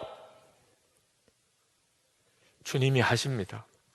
우리가 24시간 주님을 바라보면 그러면 주님께서 우리 교회를 믿음과 소망과 사랑의 열매가 놀랍게 맺어지는 교회로 여러분 자신의 삶에 믿음과 소망과 사랑의 열매가 맺어지는 물이 포도주가 되는 기적을 일으키십니다. 오늘 하나님께서 우리에게 주시는 말씀은 골로새서 1장 15절에서 23절 말씀입니다. 그 아들은 보이지 않는 하나님의 형상이시요 모든 피조물보다 먼저 나신 분이십니다. 만물이 그분 안에서 창조되었습니다. 하늘에 있는 것들과 땅에 있는 것들, 보이는 것들과 보이지 않는 것들, 왕권이나 주권이나 권력이나 권세나 할 것 없이 모든 것이 그분으로 말미암아 창조되었고 그분을 위하여 창조되었습니다. 그분은 만물보다 먼저 계시고 만물은 그분 안에서 존속합니다. 그분은 교회라는 몸의 머리이십니다. 그는 근원이시며 죽은 사람들 가운데서 제일 먼저 살아나신 분이십니다. 이는 그분이 만물 가운데서 으뜸이 되시기 위함입니다. 하나님께서는 그분의 안에 모든 충만함을 머무르게 하시기를 기뻐하시고 그분의 십자가의 피로 평화를 이루셔서 그분으로 말미암아 만물을 곧 땅에 있는 것들이나 하늘에 있는 것들이나 다 자기와 기꺼이 화해시키셨습니다.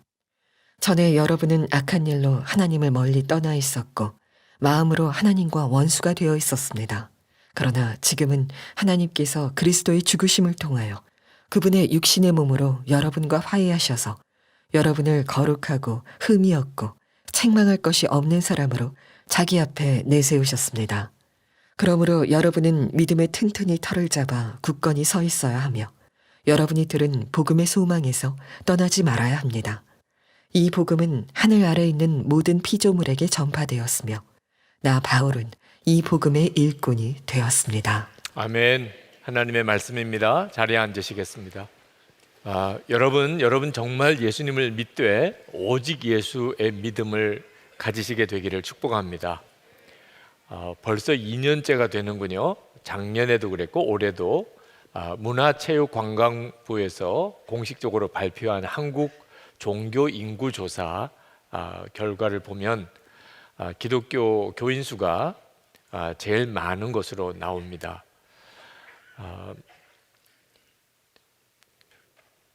가장 젊은 종교 40대 이하로 보면 앞으로도 계속 기독교 인구가 제일 많을 거라고 그렇게 분석이 됩니다. 기독교 인구만 증가가 되고 다른 모든 종교 인구는 다 줄어들고 있는 형편이기 때문에 특별하기도 합니다. 우리가 살고 있는 이 서울과 경기도 쪽을 보면 두 번째 종교인이 많은 불교와 비교해서 2배나 더 많은 기독교 교인이 있습니다. 저는 어릴 때 아주 기독교인 수가 적은 곳에서 자랐습니다. 우리나라 전체가 다 그랬지만 제가 살던 부산은 더 유난히 그랬습니다. 그래서 예수 믿는 사람이 좀 많아졌으면 좋겠다는 마음의 간절한 소원이 어릴 때부터 있었습니다. 자, 그런 뜻에서 보면 너무나 기쁜 일이죠. 그러나 마냥 기뻐하지만 그렇게 되지 않는 안타까움이 있습니다. 예수 믿는 사람이 많다는 것은 좋은 일이긴 하지만 그러나 중세 유럽을 보면 다 예수 믿는 사람이었습니다. 그런데 그 시대를 세계사는 암흑시기라고 표현하고 있습니다. 예수 믿는 사람이 그렇게 많은데도 좋은 평가를 받지 못하는 것이 역사가 보여주는 어쩔 수 없는 그런 교훈이기도 합니다. 자, 우리에게 있어서 중요한 것은 예수 믿는 사람의 수가 아니고 예수를 잘 믿는 사람의 수입니다. 여기 계신 여러분들은 다 예수님을 믿으시는 분이죠. 네, 여러분 중에 예수를 잘 믿으시는 분은 몇 분이나 되실까요? 오직 예수라고 표현한 것은 예수를 잘 믿는 사람이 되자 그런 뜻입니다. 사도 바울이 골로새 교회 교인들에게 이 골로새서를 쓴 것은 오직 예수의 믿음을 가지고 살라는 것입니다. 사도 바울이 이렇게 권한 것은 그 골로새 교회의 이단들이 아주 무섭게 성도들을 흔들고 있었기 때문입니다. 이단들이 주장하는 것은 아주 간단합니다. 예수님만 믿어서는 부족하다는 겁니다. 예수 믿는 건 좋은데 예수님만 믿어서는 부족하다. 아주 깊은 신비한 영적인 지혜도 있어서 그것도 알아야 되고 구약의 율법도 지키고, 그리고 날도 지키고, 음식 먹는 것에 대한 규정도 지키고, 그리고 할례도 받고, 그리고 어떤 고행이나 수행을 통해서 영성 훈련도 해야 된다. 그런 게 다 필요하다. 영성을 얻으려면 그렇게 해야 된다. 얼핏 일리가 있는 말씀 같잖아요. 네. 여러분들 중에도 꼭 예수만 믿어야 돼. 다른 종교나 철학에도 좋은 말씀도 많던데 그런 생각하시는 분도 있으실 겁니다. 이유는 하나입니다.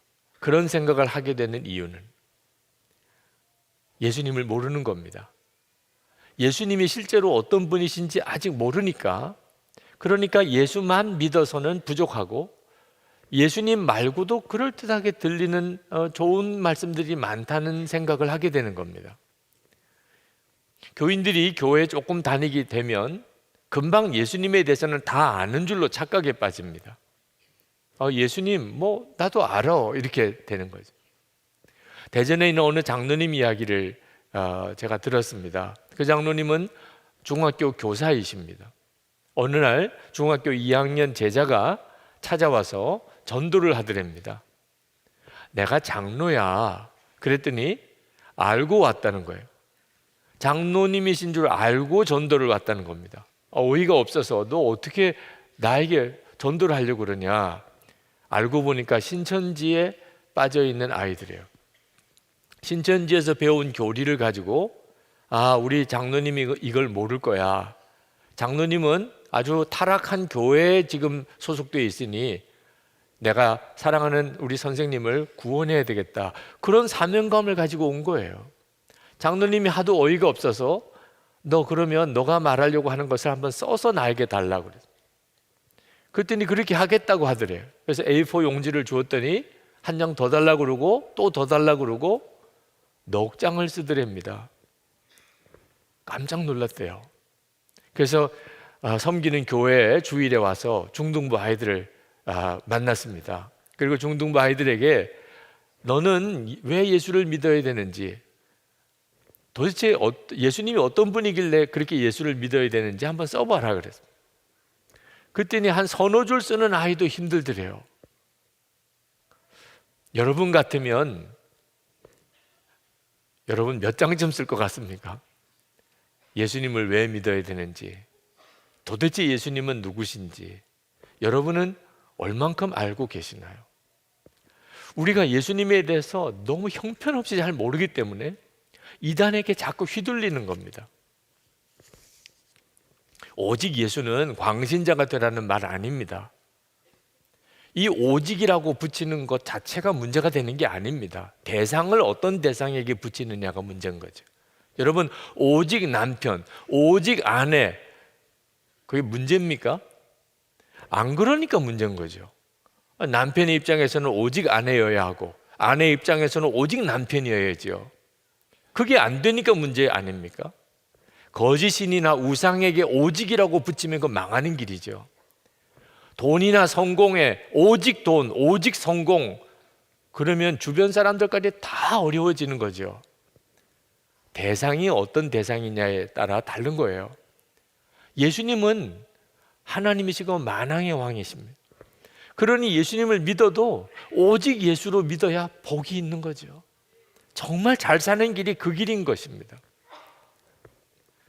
하나님께서 이스라엘 백성들에게 하나님을 믿게 하시는데 그냥 믿는 것도 하나님은 성에 안 차셨어요.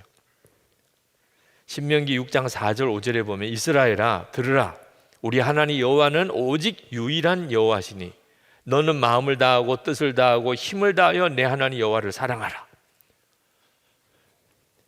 이게 오직 하나님 아닙니까? 오직 마음을 다하고 뜻을 다하고 힘을 다하여 하나님을 사랑하라. 그렇게 하나님을 믿으라는 겁니다.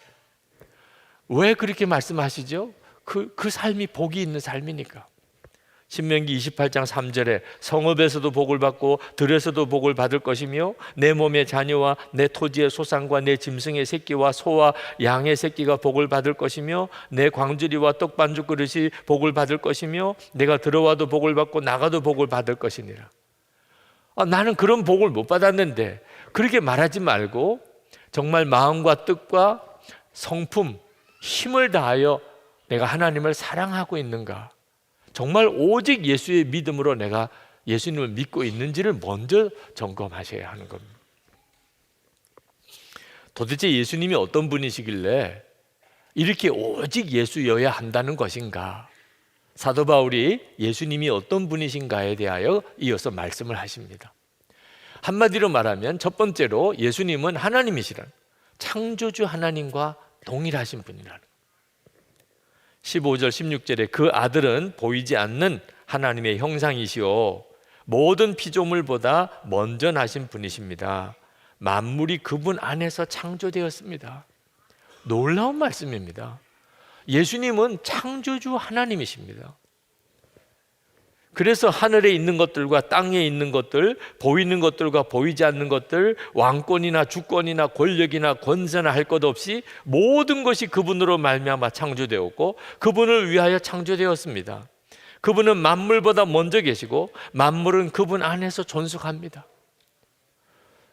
예수님이 바로 이분이십니다. 18절에 보면 예수님은 또한 당신의 몸인 교회의 머리이십니다. 우리는 이렇게 모여서 교회로 모이고 예수님은 저 하늘에 계신 게 아닙니다. 우리는 예수님의 몸이고 예수님은 우리의 머리이십니다.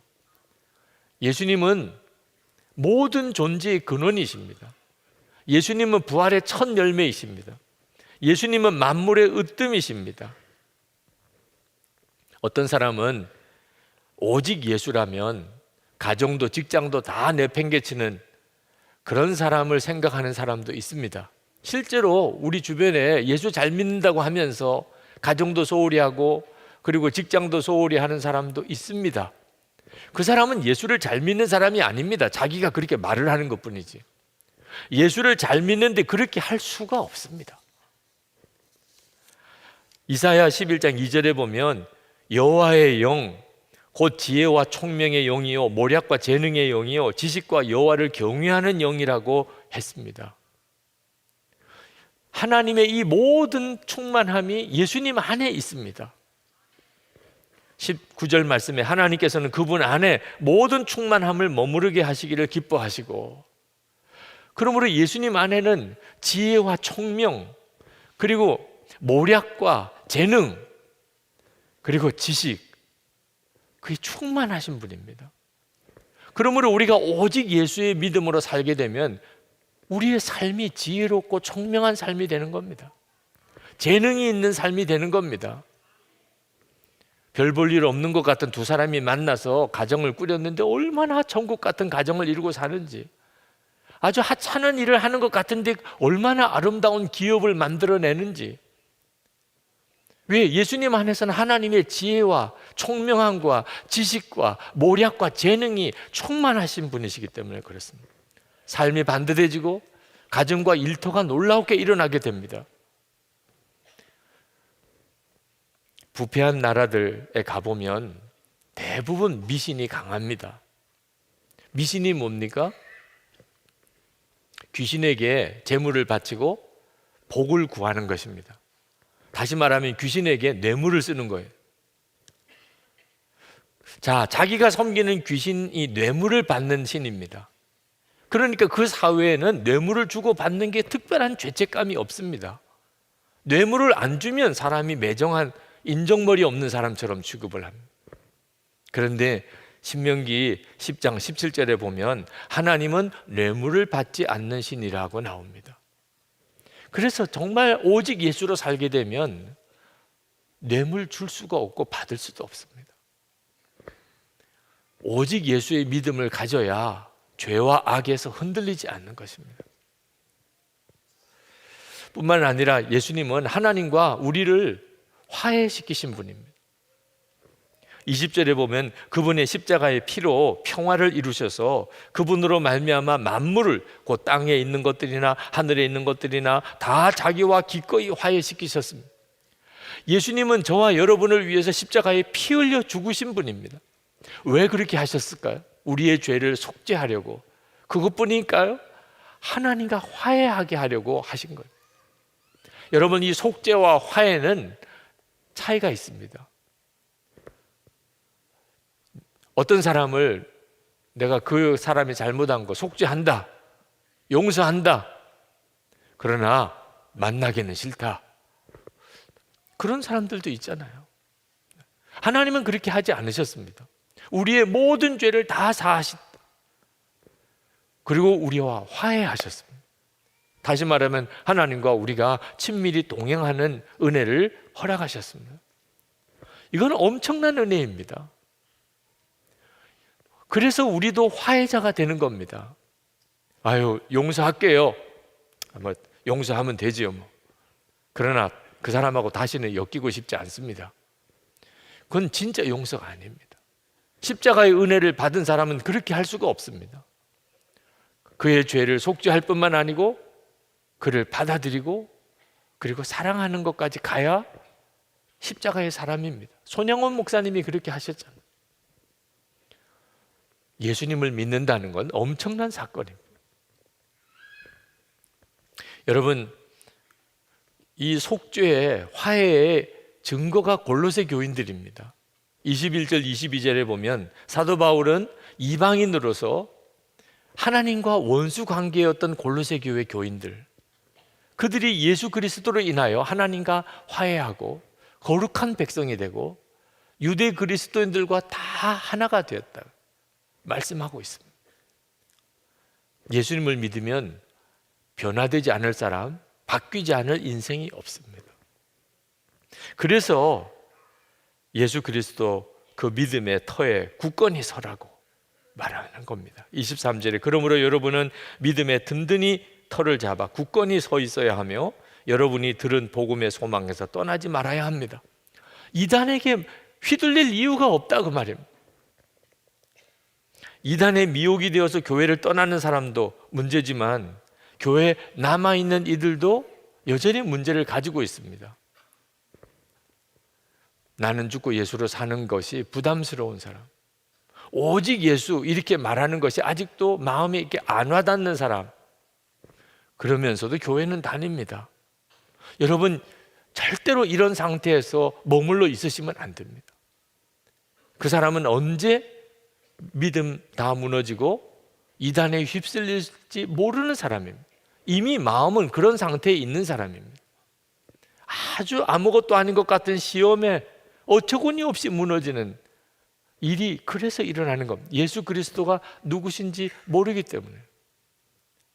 사도 바울은 골로새 교인들에게 정말 하고 싶은 말, 예수님이 얼마나 놀라우신 분입니까? 그런데 예수님으로 부족하다고요? 예수님 말고도 다른 게 더 필요하다고요? 사도 바울에게 있어서는 정말 가슴이 터질 만한 안타까운 마음이죠. 요즘 결혼하지 않는 청년들이 아주 많아졌습니다. 왜 그럴까요? 결혼해서 사는 것이 힘들다고 다 알고 있기 때문에 그래요. 전에는 모르고 막 결혼했는데 이제는 결혼해서 사는 게 얼마나 힘든가를 청년들도 다 압니다. 그래서 결혼하기 싫다는 거죠. 그런데도 불구하고 결혼하는 사람은 또 뭡니까? 결혼하는 게 얼마나 힘든지, 결혼해서 사는 게 얼마나 힘든지 몰라서 그렇게 그들이 결혼하는 겁니까? 뻔연히 다 아는데도 결혼하는 사람이 있습니다. 이유는 사랑하는 사람이 생겼기 때문에 그렇습니다. 사랑하는 사람이 생기고 나니까 결혼하고 나면 이런 어려움 저런 일들도 다 있는 걸 알고도 오히려 그게 기쁩니다. 정말 신비한 일이죠. 어제도 결혼식 주례를 했는데 우리 젊은이 교회 자매가 미국 교포 청년과 결혼해서 이제 결혼식 끝나고 나면 미국으로 이제 시집을 가는 겁니다. 여러분, 부모 떠나서 살던 곳 떠나서 먼 외국으로 그렇게 시집 가는 그 심정이 얼마나 힘들겠습니까? 그런데 그 자매는 그냥 계속 싱글벙글. 그 어머니는 우시고. 어떻게 이런 일이 일어날 수 있습니까? 사랑하는 사람이 생겼기 때문에. 사랑하는 사람 따라가는 거니까. 그러니까 기쁜 거죠. 여러분, 예수님을 아는 사람은 주님 따라가는 일이 아무것도 아닙니다. 미국 가는 것뿐만 아니고 선교지 간다 그래도 남편 따라가는 아내 선교사님이 계십니다. 어디로 가느냐가 중요한 게 아니고 누구랑 가느냐가 중요한 거예요. 예수님을 정말 알고 나면 그분은 만왕의 왕이신, 그분은 창조주 하나님이십니다. 그분은 만물 위의 으뜸이십니다. 그분은 교회의 머리이십니다. 그는 부활의 첫 열매이십니다. 그는 모든 인류의 구주이시고 그리고 나를 위해서 십자가에 죽으신 분이십니다. 그 예수님을 알면 알수록 나는 죽고 예수로 산다. 이건 할렐루야입니다. 예수님으로 살기 위해서 내가 죽는 것은 이건 너무 기쁜 일입니다. 오직 예수, 그건 당연한 일입니다. 예수님을 알고 주님을 더 알아갈수록 그건 너무나 당연한 일이고 기쁜 일이고 가장 큰 은혜고 가장 큰 복입니다. 여러분 중에 아직도 오직 예수가 안 되시는 분, 나는 죽고 예수로 산다는 게 여전히 힘들게 느껴지시는 분은 예수님에 대해서 갈망을 가지고 한번 배워보시기 바랍니다. 예수님이 도대체 누구신가? 사도 바울은 오늘 23절 말씀 하반절에 나 바울은 이 복음의 일꾼이 되었습니다 라고 말했는데, 이 복음의 일꾼이라는 말은 순교자가 됐다는 뜻입니다. 그때 당시에 복음의 일꾼이 되려면 순교를 각오해야 됩니다.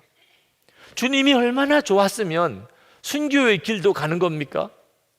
예수님을 알면 정결한 삶을 살려고 합니다. 왜? 주님이 정결하신 분이니까. 예수님을 알면 좀 힘들고 어려워도 정직하게 살려고 합니다. 주님이 정직하신 분이시니까. 예수님을 알고 나면 그러면 힘들게 느껴져도 용서하려고 하고 사랑하려고 합니다. 예수님이 바로 그분이시니까. 여러분, 왜 마귀가 예수라고 하는 말 자체를 못하도록 그렇게 싫어하는 줄 아십니까? 지금도 이 땅에 수많은 나라가 예수라는 말을 못하게 합니다. 예수라고 하는 말을 하면 감옥에 가는 나라가 많습니다. 도대체 이게 왜 뒷가닥이죠? 그 예수라고 하는 이름 자체가 도대체 뭐길래? 예수라고 하는 말을 아주 쉽게 할 수 있는 나라들은 또 예수라고 하는 말이 거의 욕같이 쓰입니다. Jesus. 욕같이 사용되는 거예요. 마귀가 너무나 강교한 거죠. 예수라고 하는 그 이름을 완전히 훼손시켜버려요. 급한 일, 당황스러운 일, 난감한 일, 거의 막 흥분해서 화가 날 때 지저스라고 하는 이름을 쓰게 하면 안 돼요. 근데 여러분, 그 배우를 알아야 하는 거예요. 도대체 예수라고 하는 이름이 무엇이길래 마귀가 이토록 예수라는 말을 하지도 못하고 듣지도 못하게 하고, 만약에 예수라는 말을 하면 거의 욕처럼 쓰게 만들까요? 우리가 예수님에 대해서 전혀 모르게 하고 싶은 거예요. 마귀가 원하는 거예요. 그러니 여러분, 정신 차려야 하지요. 내가 아직도 오직 예수가 안 된다면 예수님을 더 알아야 하는 거다. 내가 예수님에 대해서 더 알아야 되겠다, 그런 마음 가져야 하잖아요. 어떤 분이 저에게 목사님, 예수님이라면 목사님이 전문이시잖아요. 목사님이 더 많이 연구하셔서 우리에게 말씀을 전해주시면 되잖아요. 우리가 연구할 게 뭐 있어요? 아니, 남에게 맡길 일이 따로 있지. 아니, 정말 정신 똑바로 차려야죠. 남에게 맡길 일이 따로 있지. 예수님을 아는 것에 대해서 누가 전문가가 따로 있습니까? 여러분 자신이 전문가여야죠. 예수님, 그러면 여러분 자신이 가장 많이 아는 사람 되어야죠. 영국의 기독교 저술가였던 체스터턴이 평범하고 기본적인 인간의 활동마저도 전문가들의 독점에 가는 경향에 대하여 이렇게 지적했습니다. 식구들이 식탁에 둘러 찬송하던 것이 그리 옛날 일이 아니다. 그런데 지금은 한 사람이 마이크 앞에서 대신 노래를 불러준다. 다른 사람들보다 노래를 더 잘 부른다는 터무니없는 이유로 말이다. 만약 일이 이런 식으로 계속된다면 다른 사람들보다 더 잘 웃을 수 있다는 이유로 한 사람만이 웃게 될 날이 오고 말 것이다. 여러분, 예수님에 대한 전문가가 따로 있는 거 아닙니다. 제 마음의 갈망은 주님을 향하여 있습니다. 여러분도 마찬가지여야 하는 거예요.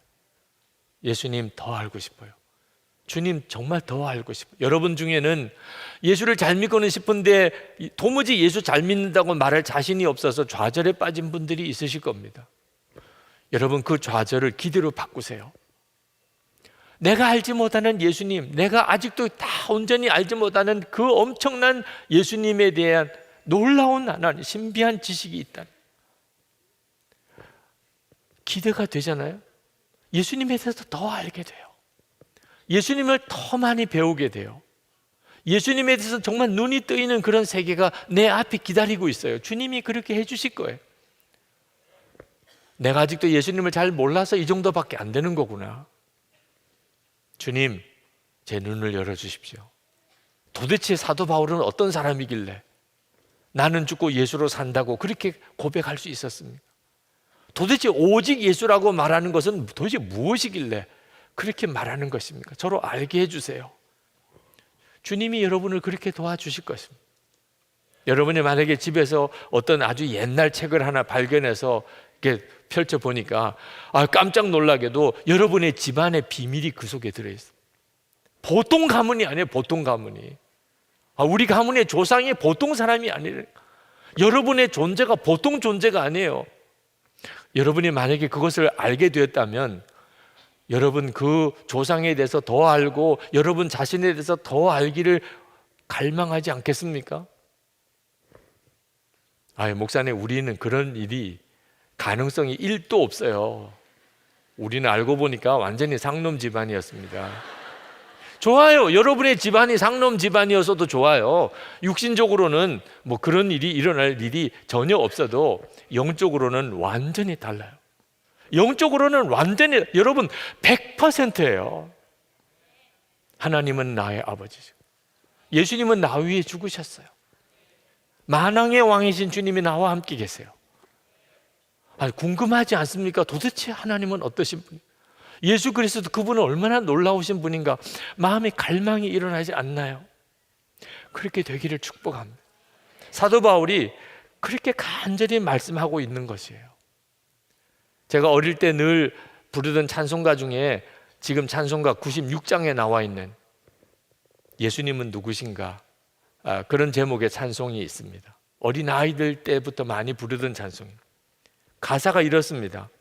예수님은 우는 자의 위로요, 없는 자의 풍성이시며 천한 자의 높음과 잡힌 자의 노임되고 약한 자의 강함과 눈먼 자의 빛이시며 병든 자의 고침과 죽은 자의 부활되고 추한 자의 정함과 죽을 자의 생명이며 죄인들의 중보와 멸망자의 구원되고 온 교회의 머리와 만국인의 구주시며 모든 왕의 왕이여 심판하실 주님 되고 우리의 기쁨 되시고 우리의 생명과 평화와 영광이 되신다.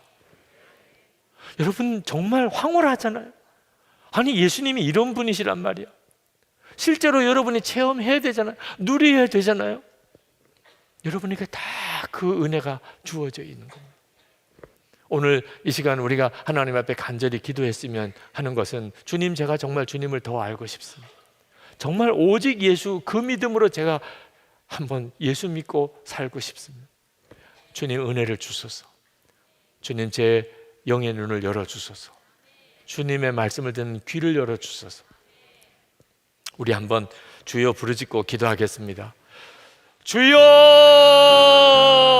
할렐루야. 크고 놀라우신 하나님 은혜를 하나님 감사합니다. 오늘도 주님 안으로 들어주시고 역사하시고 충만하여 주시옵소서. 주님 감사합니다. 놀라우신 아버지 하나님, 은혜와 사랑이 많으신 하나님, 그저 평범하게 그렇게 예수 믿는 삶 이제는 완전히 청산하기를 원합니다. 또 너무나 놀라우신 주님, 도대체 주님이 어떠신 분이시기에 오직 예수로 살라 하나?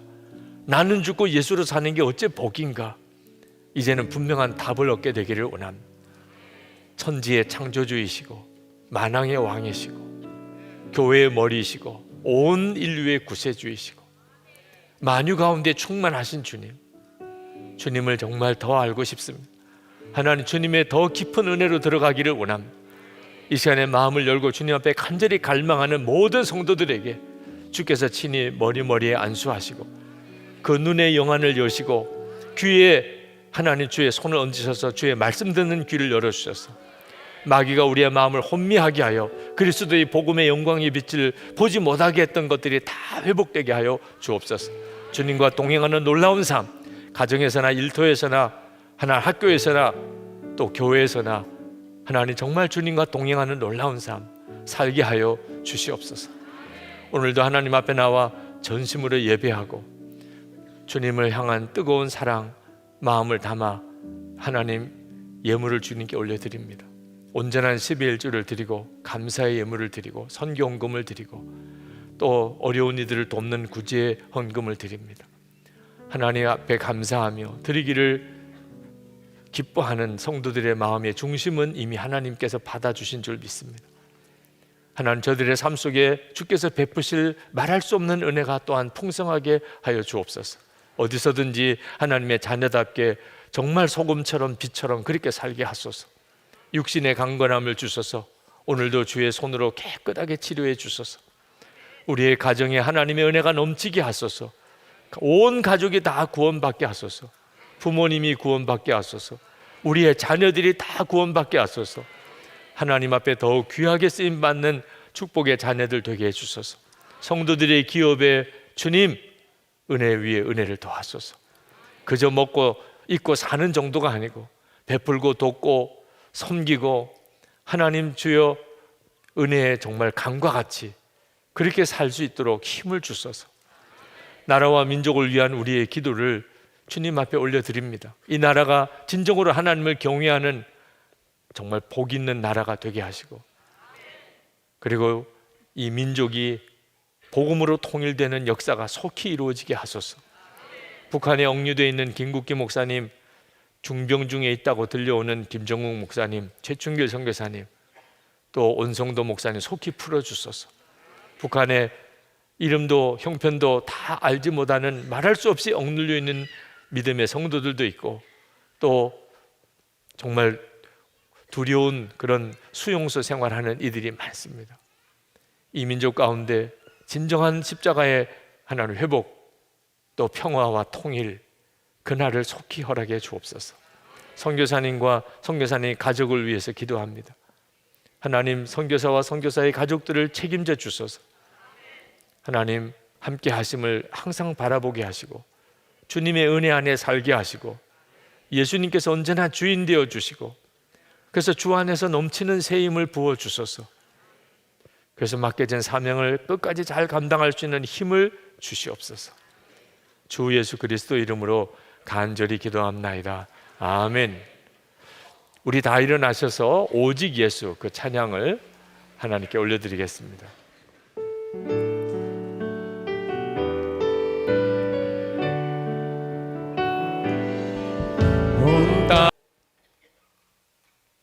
주 예수님의 은혜와 하나님의 사랑하심과 보혜사 성령의 교통하심이